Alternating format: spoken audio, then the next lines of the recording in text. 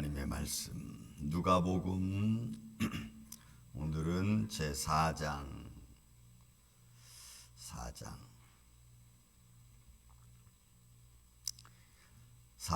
1절 2절까지 있는 말씀을 같이 봉독하겠습니다. 1절과 2절 4장 1절 2절입니다. 같이 봉독합니다. 예수께서 성령의 충만함을 입어 요단강에서 돌아오사 광야에서 40일 동안 성령에게 이끌리시며 마귀에게 시험을 받으시더라. 이 모든 날에 아무것도 잡수시지 아니하시니 날수가 다함에 줄이신지라. 아멘.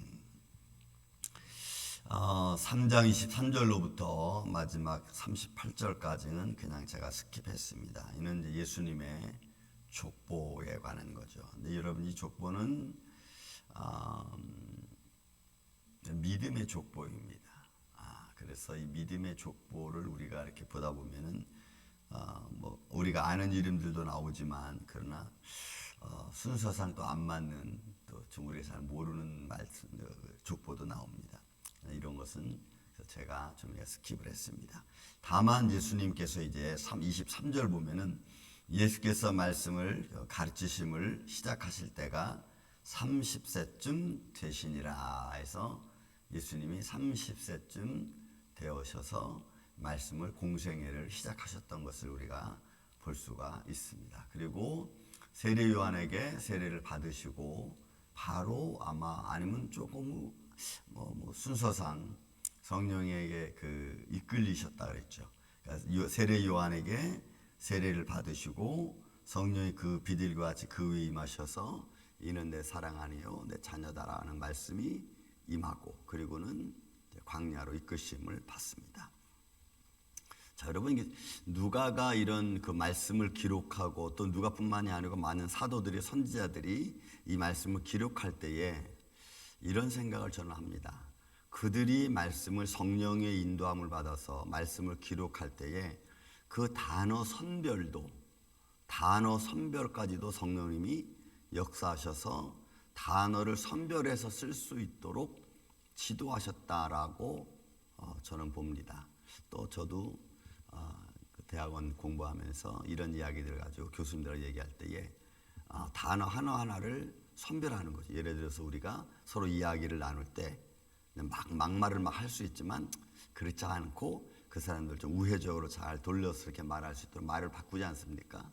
단어 선별하잖아요.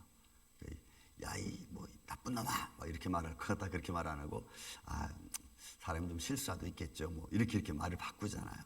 그런 것처럼 성경의 기록자들도 굉장히 단어를 선별해 가면서 썼다는 것을 알 수가 있습니다. 왜냐하면 오늘 본문의 말씀도 그렇거든요.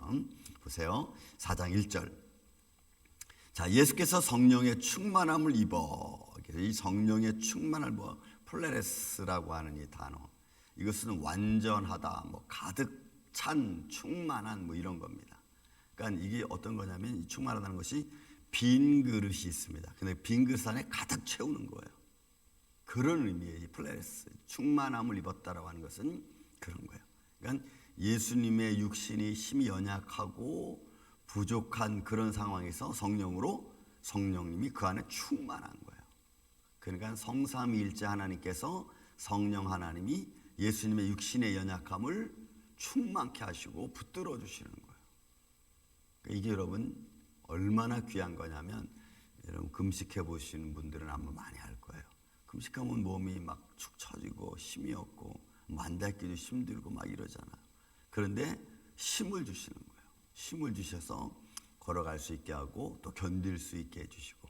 그러니까 여러분 우리 육신의 연약함을 성령님이 딱 붙들어 주시는 거예요. 그리고 영적으로 맑아지게 하고 그리고 나의 육신적 욕망이 다 사라져고 다 모든 것을 이기게 하는 그런 의미에서 그래서 이 플레레스라고 하는 단어가 성령의 충만함을 위했다고 하는 가득하다는 것은 빈 그릇을 가득 채우는 거예요. 아주 충만하게 채우는 거예요. 그러니까 예수님이 이 힘이 연약한 육신의 몸을 입고 오신 예수님 힘이 연약한 이 육신을 성령님이 붙들어 주시는 것을 말씀하는 거예요. 그래서 여러분 우리가 육신이 연약하면 주님께 우리가 기도하는 거예요. 주님, 예수님, 우리 육신이 연약합니다. 우리를 붙들어 주세요.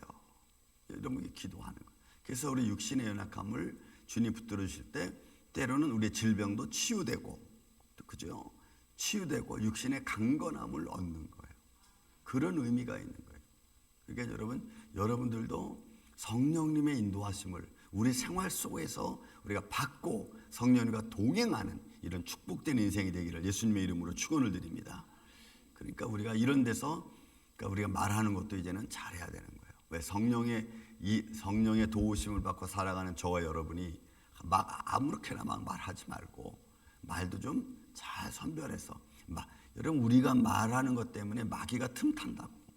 우리가 한 말 때문에 마귀가 싹 거기 그 말에 감이 돼가지고 들어가자마자 그냥 그 말이 쇠꼬치가 돼가지고 가슴에 박히면은 그러면 그게 이제 상처가 되는 거예요. 말을 통해서 성령님이 역사하면은 부드럽고 위로가 되고 마음에 기쁨이 되지만 내가 한 말이 마귀가 역사하면은 이 쇠꼬치가 되는 거예요. 그러니까 우리가 말을 성령에 이끌린 말들을 잘 해야 돼요. 그래서 그 말에 성령님이 함께 역사하실 수 있는 그런 우리 인생이, 우리 가정, 우리 삶이 되기를 제가 다시 한번 제 이름으로 축원을 드립니다. 그래서 이 성령의 충만함을 입었다고 하는 것은 예수님이 이 성령님의 도우심을 받아서 육신의 연약함을 지금 이기면서 광야로 가시는 거예요. 보세요. 그래서 성령의 충만함을 입어 요단강에서 돌아오사 광야에서 40일 동안 성령에게 이끌리시며, 여러분이 아고 이끌리시다라는 아고라고 하는 단어. 이거는 인도함을 받다. 인도함을 받다. 그러니까 성령님이 예수님과 같이 다니신 거예요. 그러니까 성령님이 육신 입으신 예수님을 도와주시고 보호해 주시고 같이 역사해 주시는 거예요. 그러니까 여러분 예수님도 성령님의 인도하심을 받으셨다. 육신의 몸을 입으셨으니까. 여러분 그런 능력 안에서 40일을 견디시는 거예요. 그래서 여러분 금식 같은 것도 뭐 한 끼를 하든 하루를 하든 3일을 하든 열흘을 하든 40일을 하든 사실 우리가 그 순간순간은 성령님이 도와주시고 나를 붙들어 주셔야 가능한 줄로 믿습니다. 그래야 돼요. 그래서 우리가 기쁘게 금식하고 기쁘게 기도하고 기도하는 기간 동안에도 성령님이 나를 붙들어 주셔야 돼. 그래서 그 기도가 성령님이 도와주심에 따라서 내가 기도하고, 여러분 성령님이 하나님의 기쁘신 것을 깨달으시나니 우리의 연약함을 도우신다고 로마서 8장 말씀하잖아요. 그러니까 성령님의 도우심을 따라서 우리가 간구하고 기도하고 주의 뜻을 이루어 가는 거예요. 그러니까 이 성령에 이끌리시어 이렇게 하고 인도하는 거예요. 이게 여러분 얼마나 중요하냐면 이 인도함을 받다는 것이 법적인 의미가 있어요. 법적인 의미. 이게 뭐냐면 이런 거예요. 법의 그 검사관들이 딱 죄인을 데리고 책임지고 법정에 데리고 오는 거예요. 그러니까 책임지고 데리고 오는 거예요. 그런 의미로서 이 아고라는 단어가 있는 거예요. 그러니까 성령의 이끌림 받았다라는 것은 성령님이 책임지고 예수님을 육신에 입으신 예수님을 도우셨다는 거예요. 그러니까 여러분 이게 얼마나 놀라운 의미냐고. 그러니까 우리 삶 속에서도 이 아고 성령의 이끌림 받았다고 하는 말씀처럼 인도함 받았다는 말씀처럼 성령님이 나를 이렇게 끌고 다니셔야 돼요. 나를 데리고 다니셔야 돼. 왜? 법적인 의미로서 책임지고 이송하는 거예요. 책임지고 모시고 다니는 거예요. 여러분 성령님이 그렇게 여러분들을 인도하는 삶이 되시기를 예수님의 이름으로 축원을 드립니다. 그래야 우리가 시민하고 어디서든지 예수 이름으로 어둠의 세력을 물리치고 막 이러는. 그러니까 여러분 우리는 주님이 동행할 때는 내가 강하고 담대한 거예요. 주눅들 필요도 없어. 사람들이 뭐라도 그렇다고 자랑하라는 게 아니고 주눅들 필요가 없어요. 하나님이 늘 나와 함께. 그래서 자신감 있게 우리가 역동적으로 살아가는 게 이게 여러분 어떻게 보면은 용기 있는 삶이고 담대한 삶이고 힘있는 삶이에요. 그렇게 성령의 이끌림을 받은 거예요. 그러니까 성령의 충만함을 입었고 또 성령님 이끄심을 받았으니까 성령님이 예수님을 호위하고 다니신 거예요. 육신을 입으신 예수님. 그런 여러분 어둠의 세력이 이제 이걸 어떻게 무너뜨릴까 이렇게 이런 게 하는 거죠. 어떻게 할까 막. 자, 이런 가운데 여러분 보세요. 예수님도 성령님이 이렇게 아주 전적으로 성령님이 동행하고 육신을 입으신 예수님을 붙들고 계시는데 마귀도 여러분 예수님도 마귀의 시험을 받았는데 하물며 우리겠습니까? 성령님이 그렇게 역사에 주고 있음에도 마귀는 틈타는 거예요. 마귀는. 자, 마귀가 시험합니다. 마귀에게 시험을 받으시더라. 여러분 이 시험 받는 거, 이 파라이조라는 단어도 여러분 너무 중요한 의미가 있어요. 왜냐하면 그건 유혹하다는 거거든요. 유혹시키다, 시험하다, 시련을 주다. 이 파라이조라는 말이.